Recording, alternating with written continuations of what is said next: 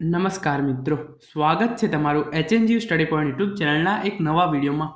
મિત્રો, આજના આ વિડીયોની અંદર આપણે હેમચંદ્રાચાર્ય ઉત્તર ગુજરાત યુનિવર્સિટી દ્વારા આજે જે નવા પરિણામ જાહેર કરવામાં આવે છે એના વિશે વાત કરવાના છીએ. મિત્રો, HNGU study point YouTube channel દ્વારા એચએનજીયુની અને શિક્ષણ જગતને લગતી આવી તમામ માહિતી સૌપ્રથમ અને સચોટ રીતે પૂરી પાડવામાં આવે છે. ભવિષ્યમાં પણ આવી તમામ માહિતી મેળવવા માટે એચએનજીયુ સ્ટડી પોઈન્ટ યુટ્યુબ ચેનલને અત્યારે સબસ્ક્રાઇબ કરી લેજો અને ટેલિગ્રામ ચેનલની લિંક નીચે ડિસ્ક્રિપ્શનની અંદર આપવામાં આવેલી છે, એને જરૂરથી જોઈન કરી લેજો. તો હવે શરૂ કરીએ આજનો આ વિડીયો.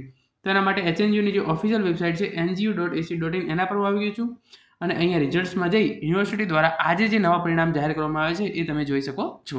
તો અહીંયા સૌપ્રથમ યુનિવર્સિટી દ્વારા જે પરીક્ષાઓ ડિસેમ્બર 2023ની અંદર લેવામાં આવી હતી એની અંદર LLB semester 1, MP EAD semester 1 અને BA BEd સેમેસ્ટર 1નું પરિણામ જાહેર કરી દેવામાં આવ્યું છે. સેમેસ્ટર 1ના વિદ્યાર્થી મિત્રો લાંબા સમયથી એમના પરિણામની રાહ જોઈ રહ્યા હતા. તો યુનિવર્સિટી દ્વારા સેમેસ્ટર 1ના પરિણામો હવે જાહેર કરવાના ચાલુ કરી દેવામાં આવ્યા છે. LLB semester 1, MP EAD semester 1, BA BEd semester 1નું પરિણામ છે એ આજે જાહેર કરવામાં આવ્યું છે.